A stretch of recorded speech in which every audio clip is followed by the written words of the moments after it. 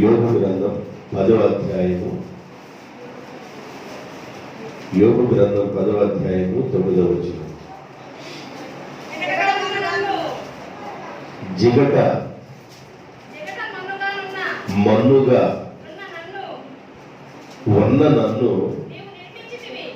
నీవు నిర్మించితివి, ఆ సంగతి జ్ఞాపకము చేసుకొనుము. జిగట మన్నుగా ఉన్న నన్ను నీవు నిర్మించితివి, ఆ సంగతిని నీవు జ్ఞాపకము చేసుకొనుము. ఈ ఏమని ఇజ్రాయేల్ యొక్క ప్రార్థన కోవడానికి వచ్చిన మీ అందరికీ వందనాలు తెలియజేస్తా ఉన్నాను.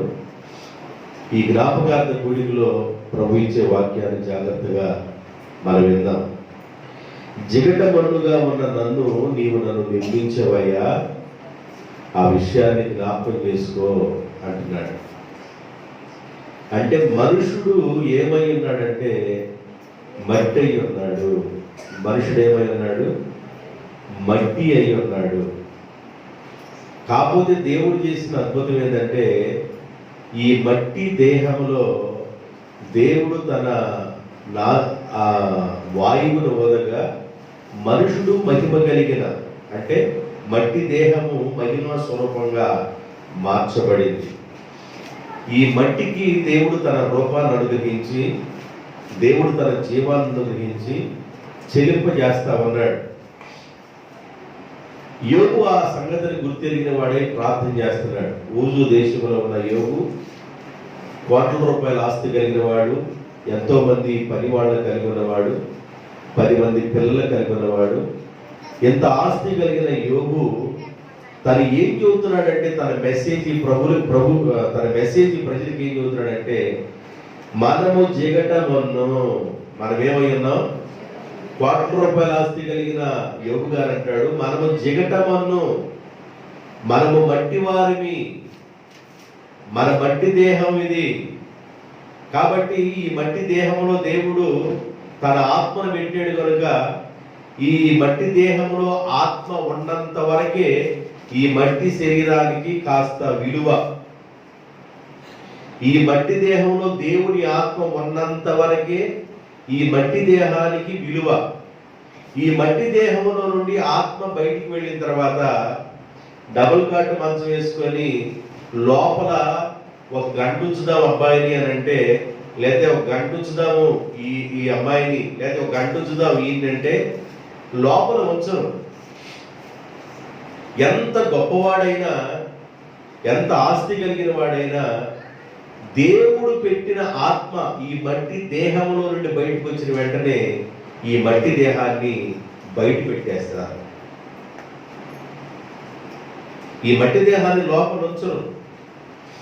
భార్య కూడా ఒకవేళ ఆ మట్టి దేహంగా ఉన్న భర్త చనిపోతే భార్య కూడా 1 గంట ఒంటరిగా ఆ మట్టి దేహంతో గడపలేదు.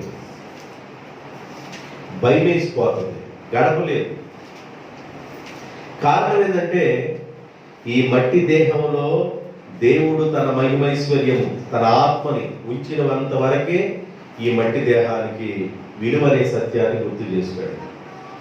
ఈ విషయాన్ని యోబు జ్ఞాపకం చేస్తూ అన్నాడు, అయ్యా మనం అందరం మట్టి వారమరా, ఏం లేదు, నాకు గొర్రెలు ఉన్నాయి, గుడ్లు ఉన్నాయి, ఒంటెలు ఉన్నాయి, గాడిదలు ఉన్నాయి, గొర్రెలు ఉన్నాయి, ఆస్తి ఉంది, దాసులు దాసీలు ఉన్నారు, ఎంతో మంది పనివాళ్ళు ఉన్నారు. ఊజు దేశంలోనే నాకంటే అంత ఆస్తిమంతులు ఎవరు లేరు. ఇంత ఆస్తి కలిగిన నేను మీకు ఇచ్చే మెసేజ్ ఏంటంటే నేను మట్టివాడిని నేను అర్థం చేసుకున్నాను, మీరు కూడా మట్టి వారిని అర్థం చేసుకోండి అన్నాడు. అయితే మట్టి వాళ్ళైతే ఏం చేయమంటావయ్యా? యోబు గారు, నువ్వు మట్టివాడు అని నీకు అర్థమైంది, ఆ మెసేజ్ మాకు ఇస్తున్నావు, మరి నువ్వేం చేయమంటావు? నేనేం చేశానంటే మట్టి దేహంలో ఉండగా యెహోవా యందు భయభక్తులు కలిగి ఉన్నాను. దేవునికి స్తోత్రం. మట్టి దేహంలో ఉండగా నేను చేసిన పని ఏంటంటే ఎంత ఆస్తిమంతుడినైనా, ఎంత దేవుడు ఆశీర్వాదం ఇచ్చినా కూడా మట్టి దేహంలో ఉండగానే నేను యెహోవా యందు భయభక్తులు కలిగి ఉండి చెడుతనమును విసర్జించాను. ఈ భూమి మీద ఉండగానే దేవుడంటే భయము భక్తి కలిగి నేను ఎదిగాను.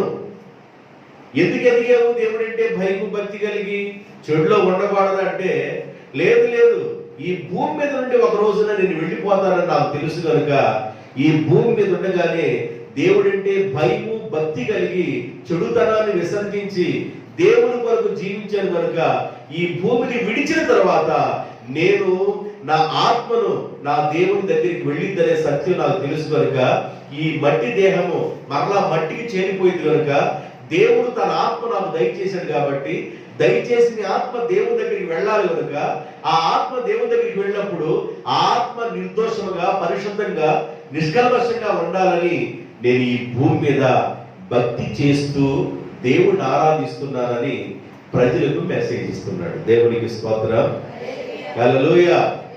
ఈ మట్టి దేహాన్ని గురించి జ్ఞాని అయిన సొలొమోను భక్తుడు ప్రసంగి గ్రంథాన్ని రాస్తూ 12వ అధ్యాయంలో 7వ వచనంలో,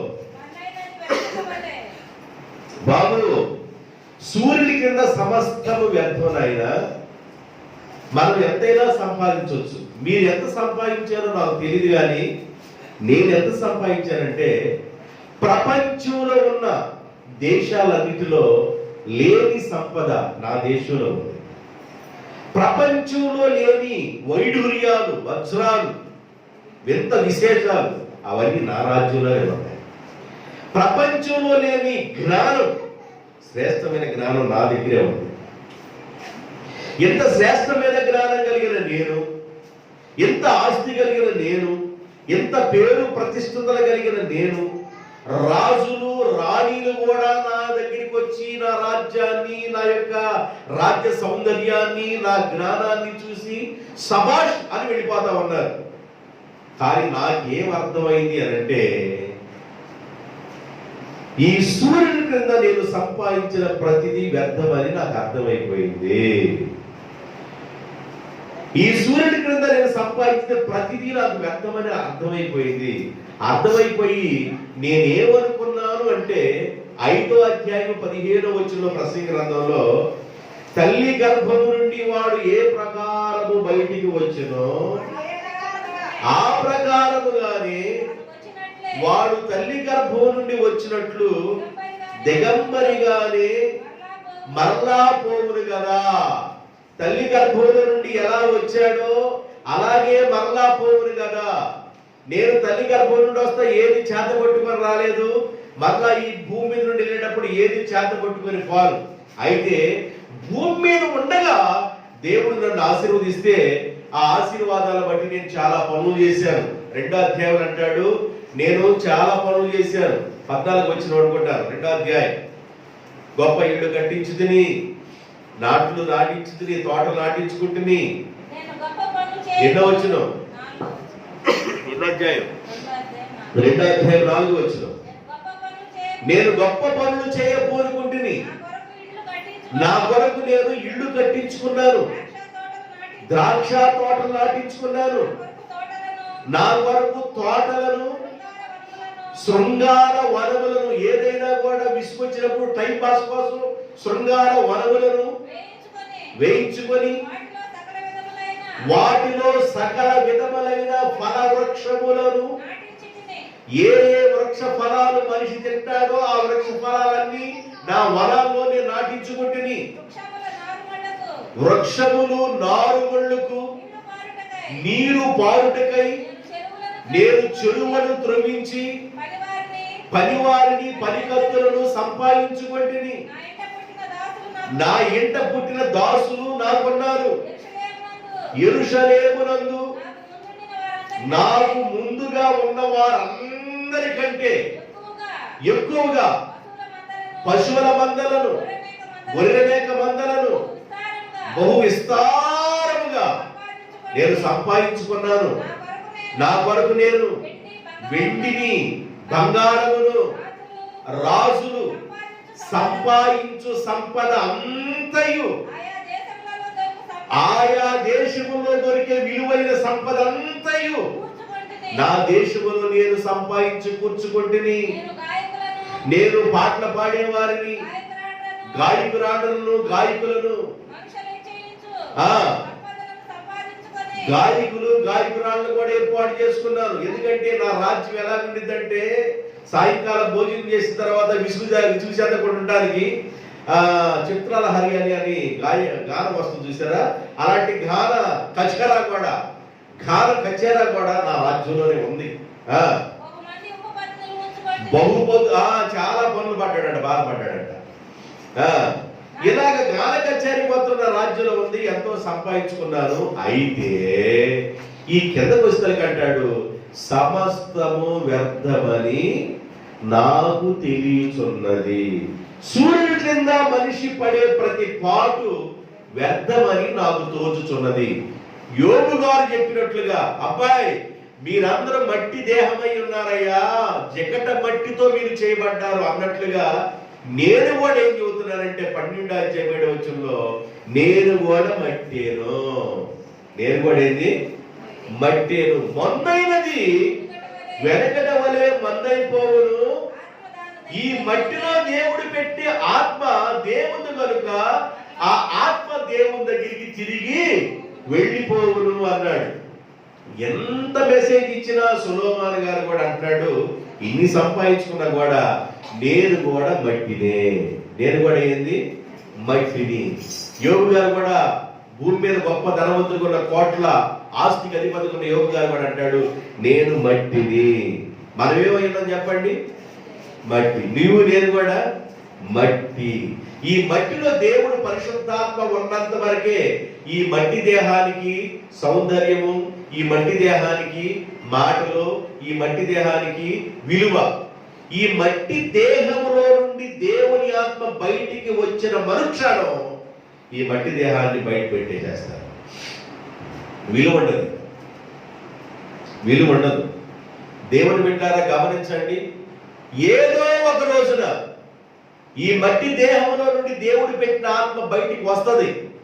రాకమునిపే భక్తులు ఏం చేశారు అంటే, యోబు అంటాడు, నేను యెహోవా యందు భయభక్తులు కలిగి చెడుతనాన్ని విసర్జించి దేవుడి కొరకు బ్రతికేను కనుక దేవుడు ఏం చేశాడంటే భూమి మీద డబల్ ఆశీర్వాదం ఇచ్చి నన్ను ఆశీర్వదించాడు. కాబట్టి భూమి మీద ఉండగా నీకు ఆశీర్వాదం కావాలన్నా, భూమిని విడిచిపెట్టిన తర్వాత పరలోకానికి వెళ్ళినా కూడా ఆ నిత్య రాజ్యంలో నీకు ఆశీర్వాదం కావాలన్నా నువ్వు ఇక్కడే సంపాదించుకోవాలి. దేవునికి స్తోత్రం, హల్లెలూయా. భూమి మీద ఉండగా డబల్ ఆశీర్వాదం సంపాదించుకున్న యోబు పరలోకానికి వెళ్ళిన తర్వాత కూడా దేవుని యందు భయభక్తులు కలిగి ఉన్నాడు కనుక భయభక్తులు కలిగి ఉన్న వారికి దేవుడు బహుమానాలు ఇస్తాడు. జీవ కిరీటం, మహిమా కిరీటం, వాడబారని కిరీటం, ఇలాగ రకరకాల కిరీటాలు ఉన్నాయి. ఆ కిరీటాలు పెట్టి కుడివైపున ఉన్న వారులారా, నా తండ్రి చేత ఆశీర్వదించబడిన వారులారా, భూమి పుట్టినది మొదలుకొని మీ కొరకు సిద్ధపరచబడిన రాజ్యంలోనికి రండి అని కుడివైపున ఉన్న జనాంగాన్ని పిలిచినట్లుగా రేపు యోబు గారిని ప్రభు పిలవబోతున్నాడు. సొలొమోను గారిని కూడా ప్రభు జ్ఞాపకం చేసుకోబోతున్నాడు. దేవునికి స్తోత్రం. కారణం ఏంటంటే సమస్తం వ్యర్థం అని అర్థమైపోయింది. ఆయన జీవించిన కాలంలో ఎన్నెన్నో పనులు చేశాడు, కానీ ఈ పనులన్నీ వ్యర్థమై వ్యర్థం అని అన్ని విషయాలు చెప్పి విలపించేశాడండి. ఆయన రోదన చేశాడు, విలపించాడు. కాబట్టి నీవు గమనించుకొని ప్రభు సన్నిధానానికి వస్తే నీకు మేలని జ్ఞాపకం చేస్తున్నాను. దేవునికి స్తోత్రం. ఓ మానవుండాలి గతి ఏమౌను తెలియోరా,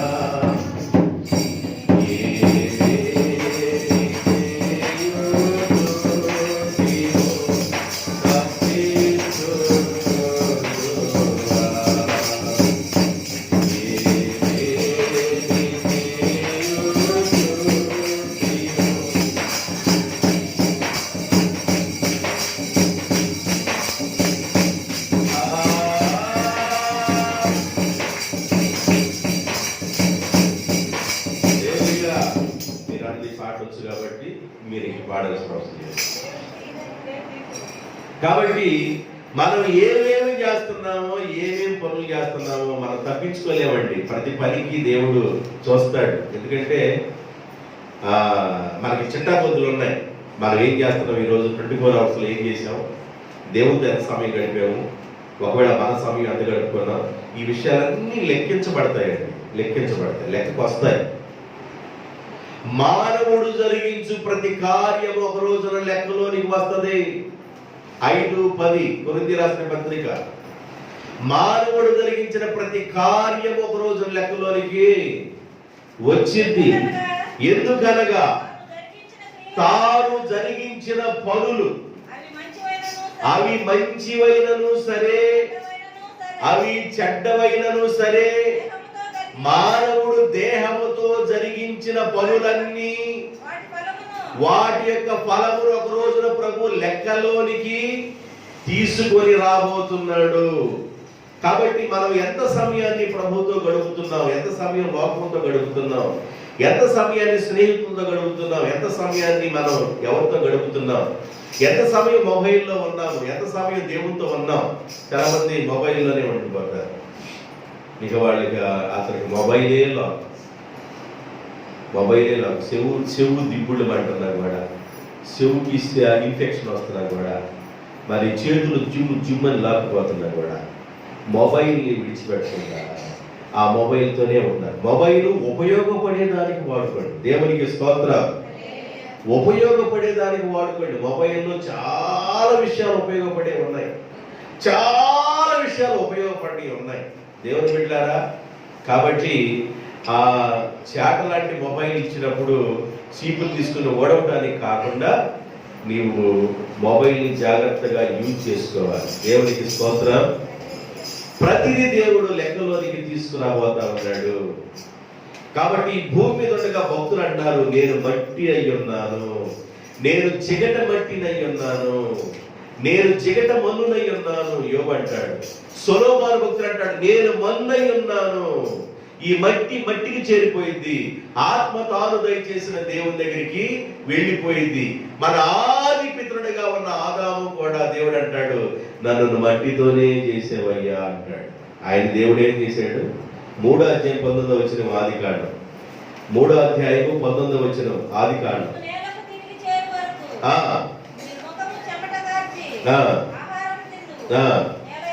ఏలయనగా నీవు మట్టిలో నుండి తీయబడితివి గనుక, నీవు మన్నే గనుక తిరిగి మరలా మన్నైపోవుదువు. ఆగండి. నీవు మట్టిలో నుండి తీయబడ్డా కాబట్టి ఆదాం 930 సంవత్సరాలు ఒకవేళ నువ్వు బ్రతికినా నీవు మట్టిలో నుండి తీయబడ్డావు కనుక మరలా మట్టికి చేరిపోతావయ్యా. ఈ మట్టి దేహానికి దేవుడు ఎంత సౌందర్యాన్ని ఇచ్చాడో, చక్కగా కళ్ళు, చక్కగా నోరు, చక్కగా ముక్కు, చక్కగా దేవుడు అలంకరించాడు. ఎంత అందంగా చేసుకున్నాడు దేవుడు తన స్వరూపంలో, ఎంత సౌందర్యంగా చేసుకున్నాడు దేవుడు తన స్వరూపంలో. తన స్వరూపంలో ఉన్న పిల్లలను చూసుకొని ఎంత సంతోషపడతాడో. కాబట్టి ఈ మట్టి, ఈ దేహం, నీవు నన్ను మట్టిలో నుండి చేశావు కాబట్టి మరలా నేను మన్నైపోతానన్న సత్యం నాకు తెలుసు ప్రభు అని ఆదాము అర్థం చేసుకున్నాడు, యోబు అర్థం చేసుకున్నాడు, సొలొమోను అర్థం చేసుకున్నాడు, అబ్రహాం అర్థం చేసుకున్నాడు, ఇస్సాకు అర్థం చేసుకున్నాడు, యాకోబు అర్థం చేసుకున్నాడు. నీకు అర్థమవుతుందా? నీకు అర్థమవుతుందా ఈ మెసేజ్? నీవు మట్టి ఉన్న సంగతి నీకు తెలుస్తుందా? ఈ మట్టి దేహాన్ని ఒక రోజున విడిచిపెట్టి నీ ఇల్లు, వాకిలి, ఆస్తి, అంతస్తును, నీ కలిగిన సంపదను, నీ పొలాన్ని, బిడ్డల్ని, అందరినీ, భార్యని విడిచిపెట్టి, నీ భర్తను, నీ పిల్లల్ని విడిచిపెట్టి ఒక రోజు నీ భూమిని విడిచి వెళ్ళిపోతున్నావనే సంగతి నీకు అర్థమైనప్పుడు ఈ భూమి మీద భక్తులు ఏం చేశారో అది కూడా నువ్వు అర్థం చేసుకుంటే నీకు, నీ కుటుంబానికి సదాకాలం ఆశీర్వాదాలు వస్తాయి. దేవునికి స్తోత్రం. హల్లెలూయా. నేను 3 మాటలు చెప్పాలనుకుంటున్నా. టైం ఉంటే చెబుతా, లేకపోతే ఒకటే చెబుతా. ఇప్పుడు చెప్పిన 3 మాటల్లో యోబు నేను మట్టేను అన్నాడు, సొలొమోను కూడా నేను మట్టేను అన్నాడు, ఆదాము అయ్యగారు కూడా మనం మట్టి అని అర్థం. ఈ భూమి మీద ఈ మట్టి దేహం ఎలాంటిది? ఈ మట్టి దేహంలో ఈ భూమి మీద ఉండగా, దేవుడు తన ఆత్మ ఉండగా మన దినాలు ఎలాగున్నాయి అనేది ఒకటి చెబుతారు. ఎలాగున్నాయి? యోబు గ్రంథం 7వ అధ్యాయం 1వ వచనం. భూమి మీద నరుల కాలము, యుద్ధకాలము కాదా? భూమి మీద నరుల కాలము యుద్ధ కాలము వంటిది కాదా? వారి దినములు భూమి మీద నరుల యొక్క దినములు కూలివాడి దినములు వంటివి కూలివారి దినముల వంటివి కావా? అందరూ చెప్పండి. భూమి మీద మనిషి దినములు కూలివారి దినములు. కూలి అంటే ఉదయాన్నే పనికి వెళ్ళాడు, సాయంకాలంకి ఏం రావాలి? కూలి అంటారు. అదే నెల రోజులు ఉద్యోగం చేస్తే జీతం అంటాడు. ఇంగ్లీష్లో శాలరీ అంటాడు. అవునా? దాన్ని కూలి. ఇప్పుడు జాగ్రత్త వినండి. ఇప్పుడు భూమి మీద మన దినాలు జీతానికి బ్రతుకుతున్నాం, అంటే కూలి చేసుకుని బ్రతుకుతున్నాం. కూలి వారి దినములు. మానవుడి యొక్క దినములు భూమి మీద ఏంటంటే కూలి వారి దినాలు. పనికి వెళ్ళాడు, 12 వస్తా జీతాన్ని తెచ్చుకుంటాడు. దేవుడు అన్నాడు, నీవు ఏ ఏ పనులు చేస్తున్నావు భూమి మీద ఆ జీతాన్ని నేను ఇస్తా. నీవు ఏ ఏ పనులు చేస్తున్నావో ఆ పనిని బట్టి నీ కూలి ఇవ్వాలి. ఎందుకంటే నేను కూలి ఎందుకు ఉంచుకుంటాను? నేను కూలి ఉంచుకోను. ఎవరన్నా పని చేసినప్పుడు కూలివాని కూలి ఆ సాయంకాలానికి ఇవ్వాలంట. ఒకవేళ కూలివాని కూలి ఆ సాయంకాలానికి ఇవ్వకపోతే తెల్లారితే ఆయన వంట చేసుకోవడం లేవు కాబట్టి కూలివాని యొక్క కూలి మొరబెట్టింది. కూలోడు మొరబెడితే కూలి కూడా మొరబెట్టినట్టే. అది నీకు పాపం అయిపోయింది కాబట్టి కూలివానికి నీ వెంటనే కూలి ఇవ్వాలి అని లేఖనంలో రాయబడింది. అందుకని దేవుడు కూడా అంటాడు, నేను కూడా ఇస్తా. నేను కూడా ఆపుకోను. నేను ఎందుకు ఆపుకుంటాను? మీ కూలి నేను కూడా ఇస్తా. రోమిలు రాసిన పత్రిక 4వ అధ్యాయము 4వ వచనం. రోమిలు రాసిన పత్రిక 4వ అధ్యాయము 4వ వచనం. పని చేయువానికి అంటే కూలి చేసేవానికి జీతము రుణమే గాని దానము కాదు. అబ్బాయి, జీతము రుణమే గాని దానం కాదు నాయన. పని చేసేవానికి జీతాన్ని ఇస్తా. మీరు కూలివారి దినాలుగా మీ దినాలు ఉన్నాయి. కూలి జీతం అని అనుకుందాం కొద్దిసేపు. కాబట్టి మీ పనికి నేను జీతాన్ని ఇస్తా. అది రుణాన్ని నేను ఉంచుకోను. మీ జీతం నేను మీకు ఇస్తా. మీరు ఏ పని చేస్తున్నారో ఆ పనికి సంబంధించిన జీతాన్ని నేను మీకు ఖచ్చితంగా ఇచ్చేస్తా. 8 గంటల డ్యూటీ అండి. 8 గంటలు డ్యూటీ చేస్తే ఆ నెలకి 18,000 రూపాయల శాలరీ వస్తుంది.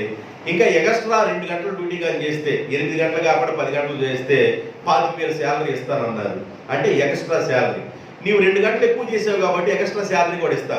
8 గంటలు చేస్తే 18,000 ఇస్తాను, ఎక్స్ట్రా చేస్తే 25,000 ఇస్తా అన్నాడు. అసలు 8 గంటలు కూడా చేయకుండా ఉంటే ఆయన ఏమి ఇవ్వాలో అది కూడా ఇస్తాడు. కనుక ఈ భూమి మీద మీరు ఏ పని చేసినా ఆ రుణాన్ని నేను ఉంచుకోను. మీ కూలి మీకు ఇచ్చేస్తా, మీ జీతం మీకు ఇచ్చేస్తా. మీ జీతం మీరు తీసుకొని వెళ్ళిపోవచ్చు. అయితే నేను కూడా మంచి దేవుడిగా ఉన్నాను కనుక మీ కూలి తప్పనిసరిగా ఇస్తా. అది మంచి అయినను సరే చెడ్డదైనను సరే ప్రతి వాడు దేహముతో చేసిన పనిని బట్టి వారికి జీతం ఇస్తాను. ఈ దేహముతో చేసిన పనిని బట్టి నేనేం చేస్తానంటే జీతం ఇస్తా. నువ్వు మంచి చేస్తావో ఈ దేహంతో, చెడు చేస్తావో ఈ దేహంతో, వాటిని బట్టి నేనేం చేస్తానంటే శాలరీ ఇస్తాను అన్నాడు. కనుక దేవుని బిడ్డలారా, ఈ భూమి మీద ఉండగా మనం ఏం గుర్తు చేసుకోవాలంటే మట్టి దేహమై ఉన్నాము అని గుర్తు చేసుకోవాలి. రెండో విషయం ఏం గుర్తు చేసుకోవాలంటే ఈ భూమి మీద నేను కూలివాడిని అని గుర్తు చేసుకోవాలి. జీతానికి ఉన్నాను అని గుర్తు చేసుకోవాలి. కూలి చేస్తున్నాం అని గుర్తు చేసుకోవాలి. కూలివాడు పనికెళ్ళి సాయంకాలానికి ఇంటికి వచ్చినట్లుగా ఒక రోజున మనం కూడా ఎక్కడి నుండి వచ్చామో, ఏ ఇంటి దగ్గర నుండి అయితే వచ్చామో కూలికి ఏ ఇంటి దగ్గర నుండి అయితే పనికి వెళ్ళామో, పని అయిపోయిన వెంటనే మళ్ళీ ఆ ఇంటికి వెళ్ళిపోవాలి. ఏ ఇంటి దగ్గర నుంచి వచ్చాం మనం ఏ ఇంటి దగ్గర నుండి వచ్చాం? మా ఇల్లు అండి, మా ఇంటి దగ్గర 2 అంతస్తులు ఉన్నాయి, లేకపోతే మా ఇల్లు ఇది పూరిల్లు అండి, మా ఇల్లు డాబా అండి, మా ఇల్లు రేకులు ఇల్లు అండి. మా ఇంటి దగ్గర నుండి మీ పొలానికి పనికి వచ్చాము, సాయంకాలం మా ఇంటికి మేము వెళ్తున్నాం. ఇది కాదు ఇల్లు. నువ్వు ఎక్కడి నుండి వచ్చావో మళ్ళీ అక్కడికి వెళ్ళాలి. ఎక్కడి నుండి వచ్చావు నీవు? 13:3 యోహాను సువార్తలు అంటాడు, యేసు పరలోకములో నుండి వచ్చిననియో, ఆయన మరలా తండ్రి దగ్గరికి వెళ్ళవలసి ఉన్నదనియో యేసు ఎరిగిన వాడై ఈ భూమి మీద పనిచేశాడు. చదవండి. తండ్రి తన చేతికి సమస్తమును అప్పగించిననియు యేసుక్రీస్తు ప్రభువారు దేవుని దగ్గర నుండి బయలుదేరి వచ్చిననియు యేసుక్రీస్తు ప్రభువారు మరలా దేవుని దగ్గరికి వెళ్ళవలసి ఉన్నదనియు యేసు ఈ భూమి మీద ఉండగానే ఎరిగి పని చేశాడు. మనం ఎక్కడి నుండి వచ్చామో మరలా అక్కడికి వెళ్ళిపోవాలి. మనం ఎక్కడి నుండి పంపబడ్డామో అక్కడికి వెళ్ళాలి. ఎక్కడి నుండి పంపబడ్డావు, పంపడిన తర్వాత ఈ భూమి మీద కూలి చేసుకుంటున్నావు, జీతం చేసుకుంటున్నావు. ఆ కూలి వారి దినాలు ముగిసిన వెంటనే మనం ఎక్కడి నుండి మన ఇంటికి వెళ్ళిపోవాలి, మన ఇంటికి వెళ్ళాలి. కాబట్టి నువ్వు ఎక్కడి నుండి వచ్చావు నీకు అర్థమవుతుందా? దేవుడి భూమి మీద ఎందుకు పంపించాడు నీకు అర్థమవుతుందా? దేవుడి భూమి మీద నిన్ను ఎందుకు పంపించాడంటే కాస్త బ్రతికిన రోజులు మంచిగా బ్రతుకు, చేతైతే మేలు చేయి, చేతైతే సహాయం చేయి, ఇతరులకి హాని ఏది చేయకూడదు. ఇతరులకి ఏం చేయకూడదు? హాని ఏది చేయకూడదు. పచ్చగా ఉన్నాయి కాపురాల్లో, పచ్చమన్న కాపురాలు పచ్చగా ఉండేవాళ్ళు. అరే బాయ్ ఏంది అట్టగా ఉన్నారు, బలి ఒడు రాకుండా మనం బండి వేసుకెళ్తున్నట్టున్నావే నువ్వు. వేసుకెళ్తున్నా, వేసుకెళ్తే ఎవరు ఆ అమ్మాయి ఎవరు ఎక్కించుకెళ్తున్నా నువ్వు?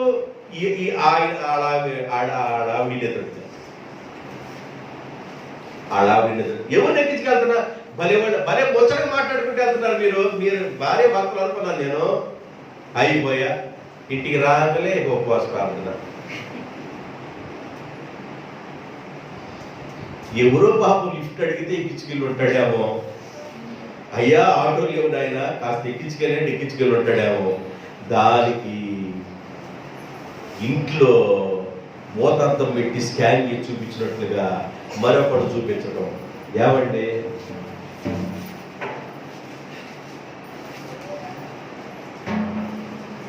కాబట్టి ఈ భూమి మీద నీవు ఎలా బ్రతుకుచున్నావు, ఈ విషయాలు గుర్తు చేసుకోవాలి. భూమి మీద మన దినాలు కూలివాని దినములు. యెషయా గ్రంథం 62 అధ్యాయం 11వ వచనం, ప్రకటన గ్రంథం 22 అధ్యాయం 12వ వచనం. ఆలకించుడి భూదిగంతముల వరకు యెహోవా సమాచారం ప్రకటింపజేసి ఉన్నాడు. ఇదిగో రక్షణ నీ వద్దకు వచ్చుచున్నది. ఇదిగో ఆయన ఇచ్చే బహుమానము ఆయన యొద్దనే ఉన్నది. ఆయన ఇచ్చు కూలి జీతము ఆయన తీసుకొని వస్తున్నాడు. సాటింపేశాడు దేవుడు అక్కడ. ప్రకటించండి, ఆయన మీరు పని చేస్తున్నందుకు మీ పని కోసం జీతాన్ని ఆయన తీసుకొని వస్తున్నాడు. అంటే యేసు ప్రభు యొక్క రాకడ గురించిన విషయాన్ని జ్ఞాపకం చేస్తున్నాడు. ఆయన ఒక రోజున మన జీతాన్ని తీసుకొని వస్తాడు. భూమి మీద మనం ఏం చేసామో, మనకి ఎంత శాలరీ ఇవ్వాలో, మనకి ఎంత ఆస్తిని ఇవ్వాలో, ఆ ఆస్తిని మొత్తాన్ని మరి కొడగట్టుకొని వచ్చి ఆ ప్రజలందరూ సమావేశం వేసి నిలబడినప్పుడు ఒక్కొక్కడు పిలిచినప్పుడు బాయ్ ఇట్రా చెప్తున్నాయి. నీకు 5 తలాంతులు ఇచ్చానే. ఎన్ని తలాంతులు? 5 తలాంతులు ఇచ్చానే, ఏం చేసావు అన్నాడు. నాయన నీవు ఇచ్చిన 5 తలాంతులతో వ్యాపారం చేసి వాటి మీద వచ్చిన వాటితో నేను తింటూ 5 తలాంతులకి 5 తలాంతులు సంపాదించాను అంటాడు సభలో. సవాష్ బడా నమ్మకమైన మంచి దాసుడా, 5కి 5 సంపాదించావు కాబట్టి నమ్మకం ఉన్నావు కనుక నీ జీతాన్ని నేను ఏమిస్తున్నానంటే ఈ 5 పట్టాల మీద నీవే కింగ్ అన్నాడు. దేవునికి స్తోత్రం. ఇక అంతే, నీకు ఆశీర్వాదం ఇచ్చిన ఇల్లు అన్నాడు. బాయ్ నువ్వురా అన్నాడు. రెండో వ్యక్తి, నీకు నేను 2 తలాంతులు ఇచ్చాను కదా, ఏం చేసావు అన్నాడు. అయ్యా 2 తలాంతులతో, తలాంతు అంటే 3600 రూపాయలు, 2 తలాంతులతో నేను వ్యాపారం చేస్తూ నా కుటుంబాన్ని పోషించుకుంటూ ఆ 2 తలాంతులకి నేను 2 తలాంతులు సంపాదించానయ్యా అన్నాడు. సబాష్ బడా నమ్మకమైన మంచి దాసుడా, నీవు ఈ 2 పట్టణాల మీద అధికారం అయిపో అన్నాడు. నీకు ఇచ్చేసాడు, రాజు ఇచ్చేసాడు ఆయన. బాబు నీకు 1 తలాంతు ఇచ్చాను కదా రా అన్నాడు 3వ వ్యక్తిని. ఆయన సభందరూ నిలబడి ఏం చేసావు? ఒక తలాంతు అన్నాడు. నాయనా, నీవు విత్తన చోట కొయ్యవాడు మరియు చల్లని చోట పంట కూర్చుకునేవాడు మరియు కఠినుడు అయి ఉన్నావని నీ గురించి నాకు బాగా తెలుసుకొని నీవిచ్చిన తలాంతుని టవంలో చుట్టి గుంట తీసి భూములు కప్పెట్టాను. నువ్వు వచ్చావు కాబట్టి ఆ తలాంతుని తీసుకొని వచ్చాను. నీ తలాంతు నీకు ఇదిగో అన్నాడు. ఆయన అన్నాడు, నీకు ఇచ్చింది వ్యాపారం చేసుకోమని ఇచ్చాను, బ్రతకమని ఇచ్చాను. ఆ వ్యాపారం చేయడం చేత కాకపోతే ఆ తలాంతు తీసుకొని వెళ్ళిపోయి వ్యాపారం చేసేవాడి కన్నా ఏమైపోయావా? ఆయన వ్యాపారం చేసేవాడిని. నేను కఠిన సంగతి తెలిసినప్పుడు నువ్వు ఎందుకు తీసుకున్నావు ఆ తలాంతు? నేను కఠిన్ని విత్తన చోట కోసేవాడినని, పక్కన కూర్చుకునేవాడినని, చల్ల చోట పంట కూర్చుకునేవాడిని, ఎంత మేట నీకు అర్థమైనప్పుడు ఆ తలాంతుని ముందే తీసుకోకుండా ఉండకూడదు అన్నాడు. ఇదేంటి ప్రభు దగ్గరికి వెళ్ళి 9 దినాల్లో కొంతమంది ప్రభా అని ఆపదని ఇప్పుడు అన్ని దేవ స్తోత్రం అయ్యా అయ్యా అయ్యా అని బాగా ప్రార్థన చేస్తారు. దేవుడు ప్రేమించే చేస్తారంటే ఒక దర్శన వరము, లేదా ఒక స్వస్థపరచు వరము, లేకపోతే కళలు చూసే వరము, లేదా ప్రవచించే వరము, భాషలు మాట్లాడే వరము, కృపావరాల్లో ఏదో ఒకటి నీకు ఇస్తాడు. ఇచ్చిన కృపావరాలతో ఏం చేయాలి? ఆత్మలను సంపాదించాలి. దేవునికి స్తోత్రం. ఇచ్చిన కృపావరం ఆత్మలు సంపాదించకుండా నీకు ఒక్కడలే జాగ్రత్తగా దేవ స్తోత్రం. ఏం చేసావయ్యా? నీకు ఇచ్చిన తలంతో, నీకు ఇచ్చిన కృపావరంతో ఏం చేసావు? నేనేం చేయలే. ఒక ఆత్మను సంపాదించావు, ఏం చేయలే. అసలు నాకే ఉపయోగపడ. అబ్బా ఇటు రండి, కాళ్ళు కట్టేయండి, చేతులు కట్టేయండి, చిన్నగా తీసుకెళ్ళి ఎక్కడేయండి. కాబట్టి ఆయన సిద్ధపరిచిన జీతాన్ని ఆయన తీసుకొని రాబోతున్నాడు. ఎందుకంటే భూమి మీద మన దినములు కూలివాని దినములు. రెండో విషయం చెప్పాను కదా ప్రకటన గ్రంథంలో, అన్యాయం ఒకవేళ భూమి మీద ఎవరైనా చేస్తున్నారు అనుకోండి, వాడిని అన్యాయం చేయనియండి. అపవిత్రుడిగా ఉంటే అపవిత్రుడిగా ఉండనివ్వండి. నీతిమంతుడిగా ఉన్న వ్యక్తిని నీతిమంతుడిగా ఉండనివ్వండి. పరిశుద్ధుడు ఇంకా పరిశుద్ధుడిగా ఉండనివ్వండి. ఇదిగో ఆయన త్వరగా వచ్చుచున్నాడు. వారి వారి క్రియల చొప్పున వారికి సిద్ధపరిచిన జీతాన్ని తీసుకొని వస్తున్నాను. అది నా దగ్గర ఉంది. అంటే జీతం ఎవరి దగ్గర ఉంది? మన జీతం దేవుని దగ్గర ఉంది. మనకి ఎంతంత ఇవ్వాలో దేవుడికి తెలుసు. సిద్ధపరిచిన జీతం, దాన్ని కూలి అన్నారు. భూమి మీద మానవుడి దినములు కూలివారి దినములు. జాగ్రత్తగా నేను ఒక పాయింట్ చెబుతున్నా. మానవుని యొక్క దినములు భూమి మీద కూలివారి దినాలు. పనికి వెళ్ళాము, పని ముగించుకున్న తర్వాత మళ్ళీ ఇంటికి వచ్చేస్తాం. అలాగే ఈ భూమి మీద మనం పని చేసుకొని ఈ పని ముగించుకున్న తర్వాత మనం ఇంటికి వెళ్ళిపోవాలి. ఎక్కడి నుండి వచ్చామో అక్కడికి వెళ్ళాలి. తండ్రి ఇంటికి వెళ్ళాలి. తప్పిపోయిన కుమారుడు తండ్రి ఇంటికి వెళ్ళినట్టుగా మనం తండ్రి ఇంటికి వెళ్ళిపోవాలి. తండ్రి ఇంటికి వెళ్ళాలంటే ఇక్కడ మనం ఏ పనులు చేసామో ఆ జీతాన్ని ప్రభు మనకి ఇవ్వబోతున్నాడు. కాబట్టి మంచి చేస్తే మంచి, ఒకడు మంచి చేయకపోతే ఆ దాన్ని బట్టి ప్రతిఫలం. ఇలాగే దేవుడు జీతాన్ని ఇస్తాడు. ఈ భూమి మీద ఉండగా నువ్వు ఎలా ఫౌండేషన్ వేసుకుంటున్నావు, ఎలా పునాదులు వేసుకుంటున్నావు? కొరింథీయులకు రాసిన పత్రిక, మొదటి కొరింథీయులకు రాసిన పత్రిక 3వ అధ్యాయం, మొదటి కొరింథీయులకు రాసిన పత్రిక 3వ అధ్యాయము 14వ వచనం. పునాది మీద ఒకడు కట్టిన పని నిలిచిన ఎడల, అది అందరు చెప్పండి. పునాది మీద ఒకడు కట్టిన పని నిలిచిన ఎడల వాడు జీతము పుచ్చుకొనును. జీతం భూమి మీద మన జనాలు కూలివారి జనాలు కదా, అంటే శాలరీ పని చేస్తారు, జీతం ఇస్తున్నాడు. పునాది మీద ఒకడు కట్టిన పని నిలవాలి, నిలిస్తే జీతం. జాగ్రత్తగా వినాలి. పునాది మీద కట్టబడిన పని నిలవాలి. నీవేసుకున్న ఫౌండేషన్, నీవేసుకున్న పునాది దేని మీద వేసుకున్నావు? నీ ఫౌండేషన్ దేని మీద ఉంది? నీ ఆధ్యాత్మిక జీవితం యొక్క పునాది, నీ ఆత్మీయ పునాది దేని మీద వేసుకున్నావు? బైబిల్లో 2 పునాదుల గురించి యేసు ప్రభు చెప్పాడు. ఒకడు బండ మీద కట్టబడిన పునాది, ఒకడు ఇసుక మీద కట్టబడిన పునాది అని చెప్పాడు. బండ మీద కట్టబడిన పునాది మీదకి, బండ మీద కట్టబడిన పునాదిగా ఉన్న ఆ ఇంటి మీదకి గాలి వచ్చెను, వాన వచ్చెను, వరద వచ్చెను. ఏమొచ్చిందంట? గాలి వచ్చెను, వాన వచ్చెను, వరద వచ్చెను.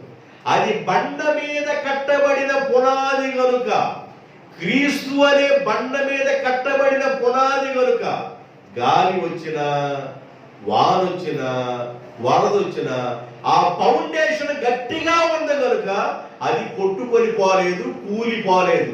నీ పునాది నిలిచిన ఎడలా నీకు జీతం దొరికింది అన్నాడు. అర్థమైందా? పునాది నిలబడాలి. ఇప్పుడు ఇసుక మీద పడేశాడంట ఒక ఆయన పునాది. ఈ భూమి మీద ఉండగా నీవెవరిలో నీ జీవితాన్ని కట్టుకుంటున్నావు? ఇసుక మీద కట్టుకుంటున్నావా, లేకపోతే ప్రభు మీద నీ కుటుంబాన్ని కట్టుకుంటున్నావా? నీ పునాది ఎక్కడే, పునాది ఫౌండేషన్ ఎక్కడ ఉంది? ఏమండి, నీ ఆధ్యాత్మిక ఫౌండేషన్ ఎలాగుంది? ఒకవేళ కదిలిపోయే ఫౌండేషన్ గా ఉందా, స్థిరంగా ఉన్న ఫౌండేషన్ గా ఉందా? నీ ఆధ్యాత్మిక జీవితం కదిలిపోయే విధంగా ఉందా, స్టాండర్డ్ గా ఉందా? అర్థమవుతుందండి? ఎలా ఉంది మన పునాది? పునాదిలో నువ్వు స్టాండర్డ్ గా ఉంటున్నావా? నీ ఫౌండేషన్ ఎలాగుంది?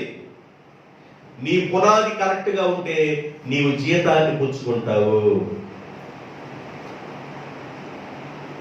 జాగ్రత్తగా వినండి. భూమి మీద మన దినాలు నీడ వంటివి, కూలివారి వంటివి, ఓటికొండ లాంటిది, వాడిపోయే పుష్పం లాంటిది. చాలా విషయాలు ఉన్నాయి. నేను మీకు ఒకటే చెబుతున్నా, భూమి మీద మన దినములు కూలివాని దినములు, కూలివారి దినములు. ఈ కూలి నీకు దొరకాలి అంటే, ఈ జీతం నీకు దొరకాలంటే నీ పునాది క్రీస్తులో ఉండాలి. నీ పునాది ఎవరిలో ఉండాలి? క్రీస్తులో ఉండాలి. కాబట్టి దేవుడి యొక్క వాక్యాన్ని వింటున్న జనాంగం ఒక విషయాన్ని గమనించండి. మనము మట్టి వారము. మనం ఏమై ఉన్నాం? మట్టి వారము.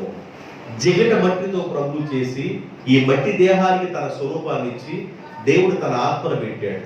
ఒక రోజున ఈ ఆత్మ బయటికి వెళ్ళక మునిపే ఈ ఆత్మ ఈ మట్టి దేహంలో ఉండగానే మనం క్రీస్తు అనే పునాది మీద మన ఫౌండేషన్ వేసుకోవాలి. ఇక చెరిగిపోకూడదు. ఎన్ని కష్టాలు వచ్చినా, ఎన్ని బాధలు వచ్చినా, ఎన్ని ఇరుకులు వచ్చినా యేసు ప్రభువులో నుండి మనం బయటికి వెళ్ళకూడదు. అది చావైనా బ్రతుకైనా యేసు కోసమే జీవించుదుముగాక. దేవునికి స్తోత్రం. చావైనా బ్రతుకైనా నీ కొరకే దేవా, చావైనా బ్రతుకైనా నీ కొరకే దేవా, నీ సాక్షిగా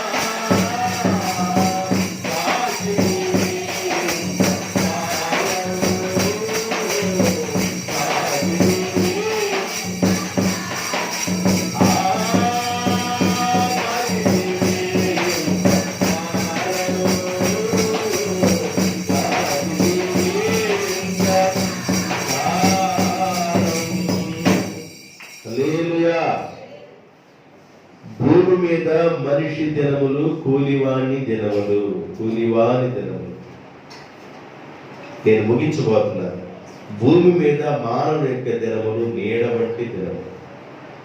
భూమి మీద మనిషి యొక్క దినములు గడ్డి పువ్వు లాంటి దినములు. దేవుని చిత్తమైతే కొన్ని సందర్భాల్లో మాట్లాడతారు. కాబట్టి ఒక్క విషయాన్ని గుర్తుపెట్టుకోండి.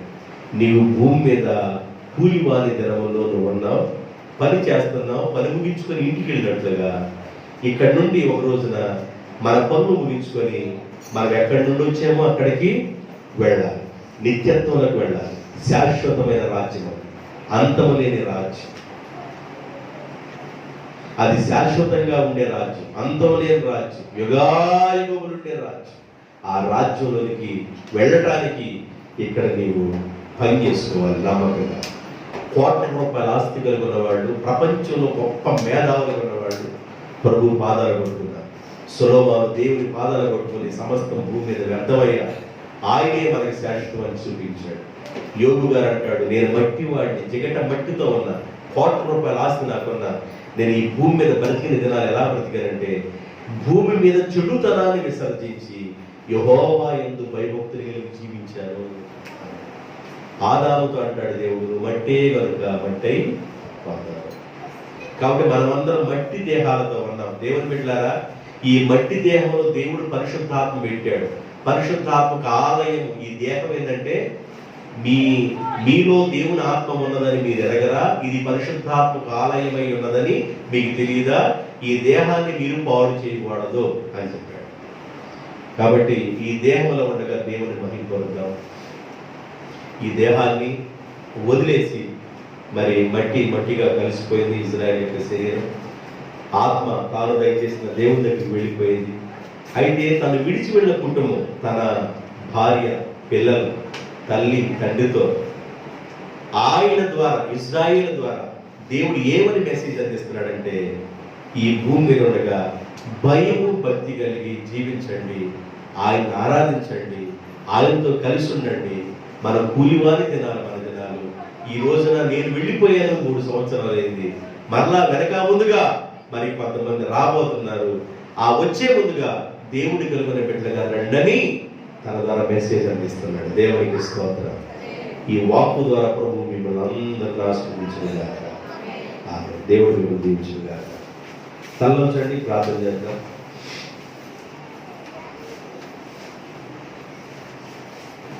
ప్రేమగలిగిన తండ్రి, పరిశుద్ధులైన మా ప్రభువా యేసయ్య, మీకు వందనాలు, స్తుతులు, స్తోత్రాలు. మీ సన్నిధిలో ప్రార్థన చేస్తున్నాను నాయన. మీ కుమారుడు నాయన ఇజ్రాయేలు ఎవరి ప్రాయంలో పిలుచుకున్నాడు. తను విడిచి వెళ్ళిన తన తండ్రిని, తల్లిని, తన భార్యను, బిడ్డలను జ్ఞాపకం చేసుకోమని ప్రార్థన చేస్తున్నాను. ఏ వయసులో మీరు ఎప్పుడు ఎవరిని ఎలా పిలవనై ఉన్నారో మాకు తెలియదు నాయన. ఒకవేళ చిన్న వయసులోనా, యవ్వన వయసులోనా, కౌమార వయసులోనా, వృద్ధాప్య వయసులోనా, ఈ 4 దశలలో ఏదో ఒక దశలో మీరు మమ్మల్ని పిలుస్తారు. పిలిచినప్పుడు ఈ భూమి మీద మేము మీకు నమ్మకంగా జీవించి మంచి జీతాన్ని పుచ్చుకునేవారుగా మీ దగ్గరికి రావడానికి ప్రభుత్వం. నా ప్రభువా, నా దేవా, మీరెంత స్పష్టంగా మాట్లాడుతున్నా మీ కొరకు ఫౌండేషన్ సరిగా లేని వ్యక్తులతో మాట్లాడారు నాయన. పునాదిలోనికి రావాలని, పునాది మీద కట్టబడాలని, క్రీస్తు అనే పునాది మీద జీవితాలు కట్టబడాలని మీరు మాట్లాడారు. ఒకవేళ మీకు వేరుగా ఉన్న బిడ్డల జ్ఞాపకం చేసుకొని వారి జీవితాలు కట్టుకోవడానికి కృపదయించమని ప్రార్థన చేస్తున్నాను నాయన. నా ప్రభువా, నా దేవా, తండ్రి, మరణము ఎప్పుడు ఎవరు ఎలా పిలిచిందో తెలియదు కనుక పునాది మీద కట్టబడిన వారుగా, జీతాన్ని పుచ్చుకునేవారుగా దేవా ఈ భూమి మీద వారిని సిద్ధపరచమని ప్రార్థన చేస్తున్నాను. మీరు దర్శించండి. చిన్న బిడ్డల్ని, వాక్యాన్ని శ్రద్ధమైన బిడ్డలందరినీ మీరు దీవించమని, మరి ముఖ్యంగా ఇజ్రాయేలు విడిచి వెళ్ళిన కుటుంబాన్ని కనికరించి ఆస్వాదించి మీ కృపలో దాచి భద్రపరిచి ఏ పొదువ, ఏ లోటు లేకుండా సమృద్ధిని దయచమని, ఎదుగుతున్న చిన్న బిడ్డల్ని మీ దయలోను, మీ జ్ఞానమందు వారిని వర్ధిల్ల చేయమని యేసయ్య నామములో ప్రార్థన చేయుచున్నాను తండ్రి. ఆమేన్.